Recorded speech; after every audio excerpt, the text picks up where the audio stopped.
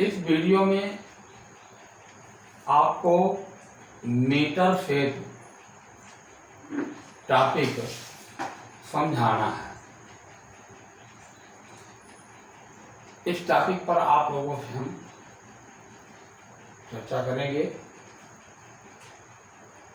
Metre सेतु है क्या, यह किस सिद्धांत पर आधारित है। मीटर सेतु जो है लकड़ी का 1 मीटर लंबा आयताकार तख्ता है, यानी यहां से लेकर यहां तक ये 1 मीटर लंबाई का लकड़ी का आयताकार तख्ता है, जिसमें सेंटीमीटर में ये पाठ्यांक लिखे हुए, मतलब यहां से 0 से लेके 100 तक ये सेंटीमीटर में पाठ्यांक लिखा गया है, अर्थात 1 मीटर लंबाई।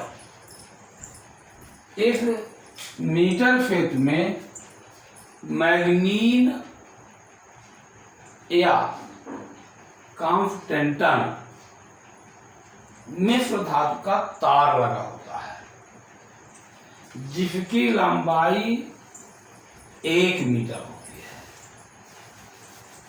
इसी कारण से इस उपकरण का नाम मीटर सेतु है। मीटर सेतु में ये एक पीतल की पट्टी लगी होती है, दूसरी इधर भी एक पीतल की पट्टी लगी होती है। ये ऊपर ये पीतल की पट्टी, ये भी पीतल की पट्टी, ये पट्टियां लगी हुई है।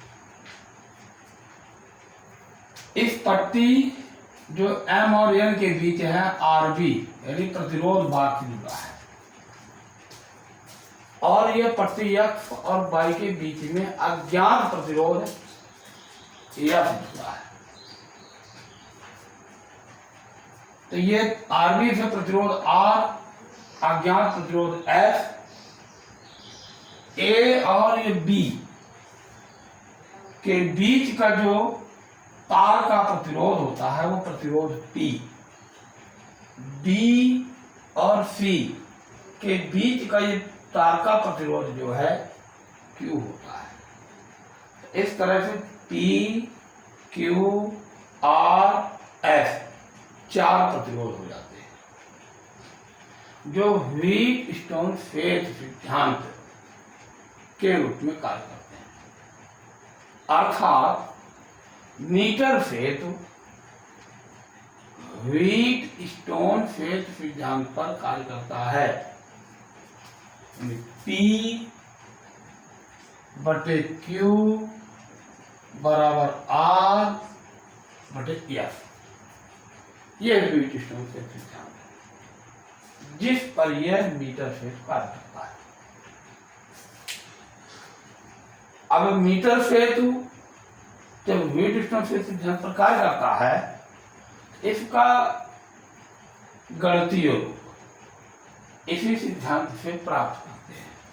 तो सबसे पहले तो आपने लिख ही दिया कि व्हीटस्टोन सेतु सिद्धांत के अनुसार P बटे Q बराबर R बटे S, ये प्राप्त हो गया। अब जैसे ही कुंडी के को यहाँ पे लगा देते हैं, परिपथ को जोड़ते हैं, और ये धारा मापी G में एक सिरा जुड़ा यहाँ से और दूसरे सिरे को यहाँ पे J के रूप में लगाए स्पर्श कुंडी कराते हैं।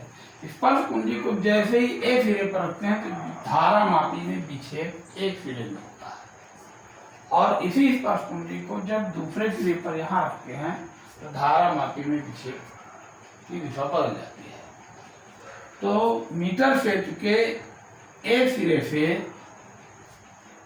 C की ओर स्पर्श कुंडी को क्रमशः ले जाते हैं तो एक स्थिति ऐसी आती है कि धारा मापी का विक्षेप शून्य हो जाता है, वह सेतु संतुलन की स्थिति हो जाती है। अर्थात मीटर क्षेत्र के तार में धारा समय नहीं बहती। तब AB भाग का प्रतिरोध P बराबर हो जाएगा LF, यानी संतुलन की लंबाई L है और तार के एकांक लंबाई का प्रतिरोध X है। तार के एकांक लंबाई का प्रतिरोध X और A सिरे से B तक के संतुलन बिंदु की दूरी स्मॉल l है। तब प्रतिरोध P बराबर L इंटू F। शेष दूरी 100 ऋण L हो जाएगी और प्रतिरोध कितना है तार का, X है, तो Q बराबर हो जाएगा 100 ऋण L इंटू F। इसमें सूत्र में रख दें तो LF बटे 100 ऋण L इंटू F बराबर R बटे F। तो F बराबर हो जाएगा R इंटू 100 ऋण L बटे स्मॉल l। ये अज्ञात प्रतिरोध का सूत्र से प्राप्त हो जाता है, ठीक है ना। अब यदि RB को XY पर और अज्ञात प्रतिरोध S को MN पर जोड़ देते हैं, यानी आपस में बदल देते हैं, तब यह सूत्र S बराबर हो जाता है R इंटू L बटे 100 ऋण L। मतलब इसको आप मान लें S1, इसको मान लें S2। अब इन दोनों का मध्यमान लेते हैं तो S1 तो S2 बटे 2 तो वह प्राप्त हो जाता है। तो यह ऐसा तब करते प्रायोगिक कार्य को, क्योंकि इसमें त्रुटि होने की संभावना रहती है। उस त्रुटि को दूर करने के लिए इन दोनों सूत्रों का उपयोग करना पड़ता है। वैसे तो प्रमाणित रूप में सूत्र आपका मुख्य रूप से यही है, ठीक है ना। तो सैद्धांतिक रूप में जो आप पढ़ेंगे तो केवल F बराबर R इंटू 100 ऋण L बटे स्मॉल l, लेकिन जब प्रायोगिक कार्य में करते हैं तो ये सूत्र का उपयोग और इस सूत्र का उपयोग करना पड़ता है, ठीक ना। ओके।